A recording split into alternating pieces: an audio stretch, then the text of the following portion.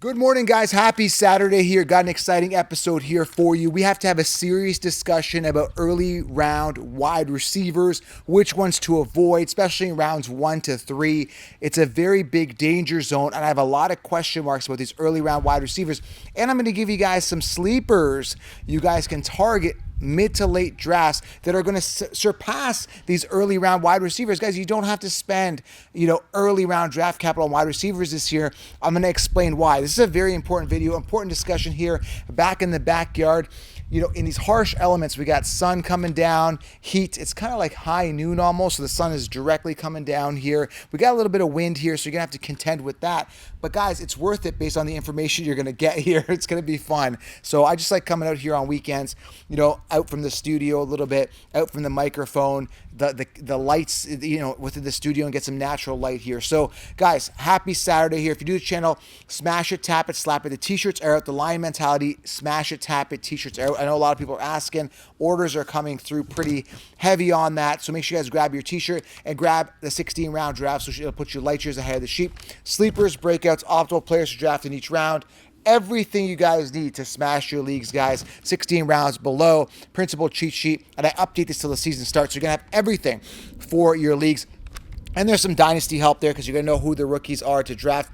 Does it help with auction? I mean, a little bit, because you know who the players are to draft. And with auction, if there's a player I don't like in there that I don't recommend, make sure you queue that player up in the auction draft. Let other people spend their budget there if you guys are in auction. So it helps with everything. As long as you know the right players to draft, it helps with any league size and everything, okay? So grab 16 rounds and grab a ticket to the Sports Summit. It's a virtual summit. We got Kyron Williams, Trey Benson. Guys, so many amazing things happening with the channel. That's why you got to smash it, tap it, hit the thumbs up, turn on that bell. We're going hard this season, all right?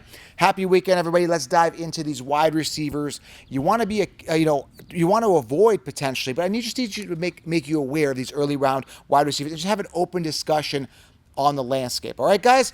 And again, drop a comment below. Let me know which wide receivers you trust in the early rounds. I want to make this interactive, guys. Drop it below. So again, open discussion here today. Let's talk about it. Some early round wide receivers that I have question marks. I have question marks about all these wide receivers. Everybody's got question marks. There's no guarantees in fantasy. It's just a matter of avoiding the guys with the biggest red flags. So just a quick overview here, okay?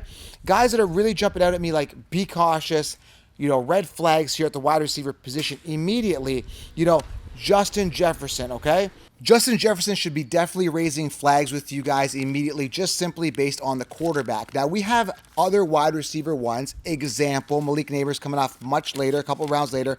You got guys like Brian Thomas Jr., elite talent. You have also guys like Calvin Ridley, okay, coming off wide receiver 34.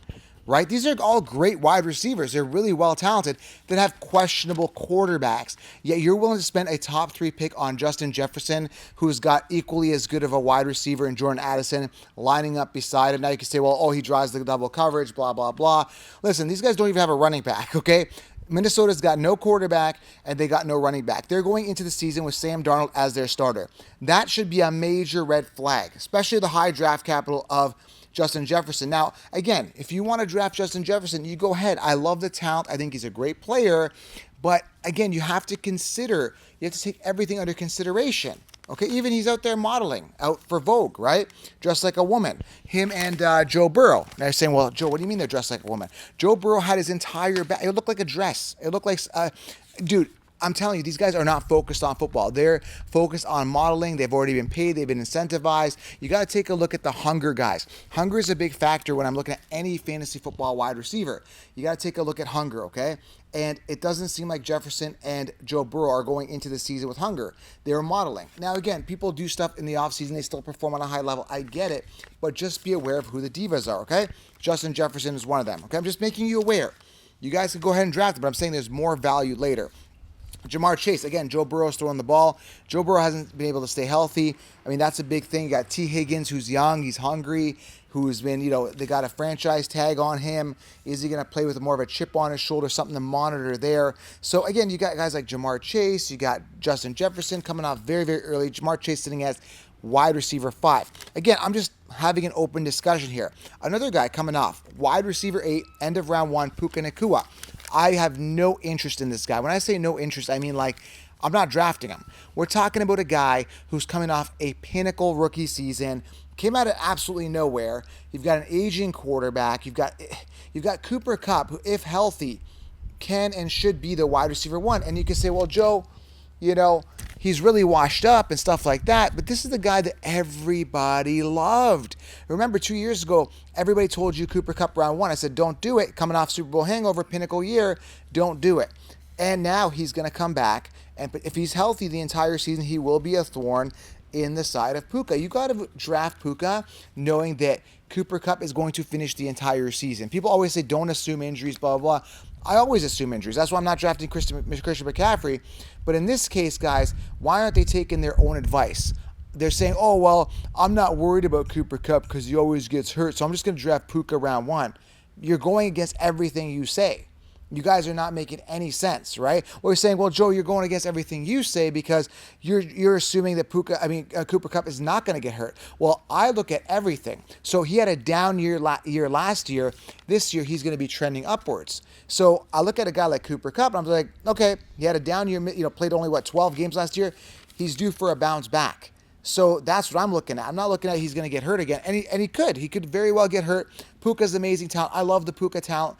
But the problem is, assuming that Cooper Kupp plays an entire season, it's going to be a split share. 160 targets last year for Puka. Look for that to regress significantly with a healthy Cooper Kupp. That's all I'm saying. These guys were on par with touchdowns already with, Puka playing more games already. Now with a healthy Kupp, look for him to dip into that. Now again, that being said, I think Puka still has a good year. Just maybe he's going to bust based on his ADP is what I feel. Devontae Adams, another guy, early guy, wide receiver 9. He's got no quarterback. This is why I'm so high on Zamir White. They're going to pound the rock. Zamir White's going to be a beneficiary there. Now, based on volume, Adams is primed to get it, and I get it, right? There's nobody else there. They got Myers. They got other targets. They got Brock Bowers, who could be a viable target there as well. But again, if quarterback is suspect, why would you, take a risk on that? That's all I'm saying, right? Very, very early. I think, and then you got these wide receiver ones coming off of round 2. Olave, Harrison, London, Pittman. Ayuk comes off round 2 sometimes. Evans. You got question marks there with all these guys. I mean, the only guy there's 2 guys that I think I trust here a lot. I like Harrison just simply based on volume. He's going to get a ton of volume. And then you got Drake London. Not so much I trust Drake London. I trust Kirk Cousins. I think Kirk Cousins is going to feed on the ball. And he's really got no competition there other than Kyle Pitts and Bijan out of the backfield. So I think London is in a great position. If you're looking at a second-round receiver, he's a consideration. But again, we just need to have this discussion, all right? Another thing I really want to talk about is as we start getting deeper, it's a bit of a disaster, okay? It's a hot mess. You got DJ Moore coming off wide receiver 17. You got Nico Collins, wide receiver 18. In a 3-headed monster situation. Another guy that's coming out very, very early is DK Metcalf, wide receiver 19. Now, who's to say that these guys are the wide receiver ones? DK Metcalf already saw a regression last year with the addition of JSN.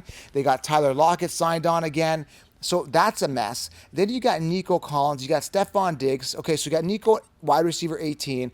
And then you got Diggs, 23, and you got Dell, 32. Then you got DJ Moore, 17, Keenan Allen, 29, and Rome Odunze, 46. I believe that Rome Odunze at 46 and Tank Dell at 32 are the wide receiver ones on this team. Dell has that rapport and that connection with CJ Stroud. Diggs is old. He's washed up. He was a volume hog with the Bills. I don't want to say he's washed up. He's not like Keenan Allen washed up, but he's like, he got force-fed, and so did Keenan Allen. Both these guys got force-fed last year on the teams that they were on with quarterbacks that, they trusted.